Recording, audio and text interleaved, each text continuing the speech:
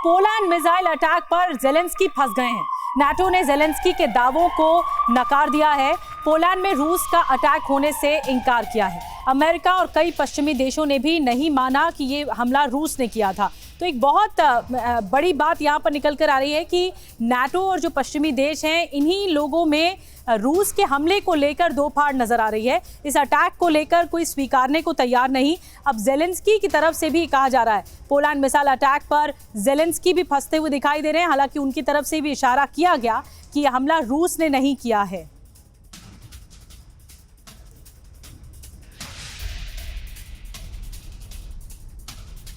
और आइए अब देखते हैं कि पोलैंड में गिरी मिसाइल पर कैसे विरोधाभास सामने आया है, कैसे दो फाड़ नजर आ रही है नाटो देशों में।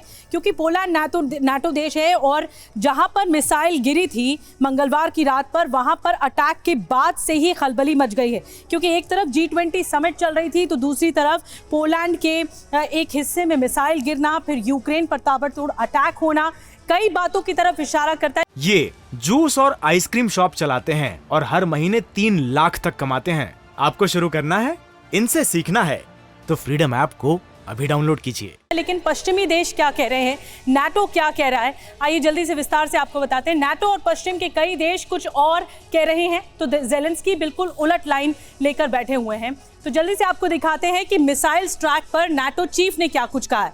पोलैंड हमले में रूस का हाथ नहीं है, ये नाटो चीफ कह रहे हैं। तो जेलेंस्की कह रहे हैं कि पोलैंड में गिरी मिसाइल यूक्रेन की नहीं थी, क्योंकि आरोप यूक्रेन पर लगाया जा रहा था।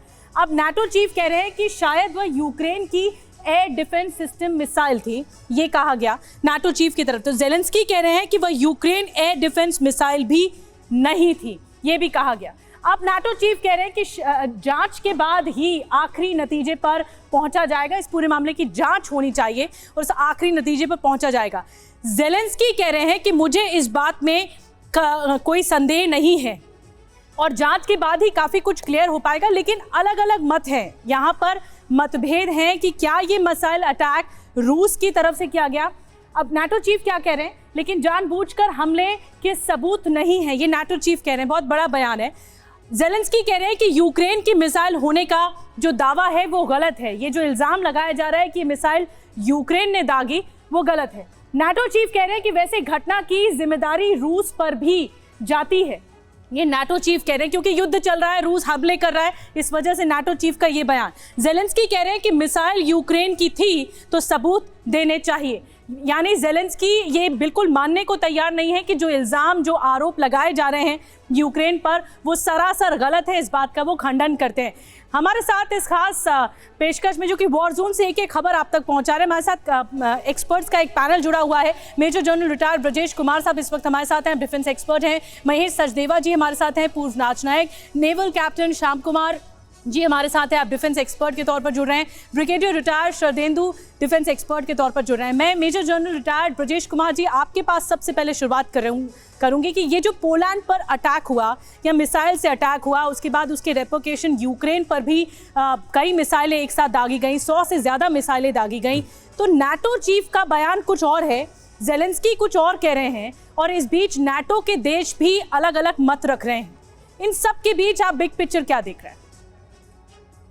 देखिए, ये मिसाइल अटैक जो पोलैंड में हुआ है वो पोलैंड यूक्रेन बॉर्डर के काफ़ी नज़दीक है, अबाउट 6.4 किलोमीटर पे था।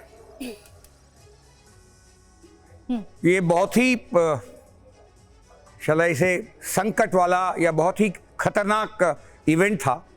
और आपको दर्शकों को पता होगा कि ये G20 के समिट के बीच में ये रात को जब घटना घटी तो G7 की इमरजेंसी मीटिंग हुई कि क्या हुआ है, क्या कर सकते हैं, क्या सही चीज़ है। हालांकि अभी तक कोई खास निष्कर्ष आपको कोई रूस का हाथ लगता है इसमें एक सेंटेंस में? मैं इसमें कन्विंस हूं। और जो प्रेसिडेंट बाइडेन का जो स्टेटमेंट था कि there is nothing to worry about, और ये लगा कि ये possibly most probably accidental firing है यूक्रेन द्वारा, क्योंकि रशिया की एयर गतिविधियां बढ़ गई थी, बहुत ही बढ़ गई थी। तो जाहिर है रिएक्शन हुआ होगा और ये मुझे लगता है। लेकिन जनरल साहब, मिस्टेक ज़ेलेंस्की ये मानने को तैयार ही नहीं है। ज़ेलेंस्की तो पीछे पड़े हैं कि नेटो देश पर हमला हुआ है, नेटो इस वॉर में कूद जाए। ये जूस और आइसक्रीम शॉप चलाते हैं और हर महीने 3 लाख तक कमाते हैं। आपको शुरू करना है, इनसे सीखना है, तो फ्रीडम ऐप को अभी डाउनलोड कीजिए।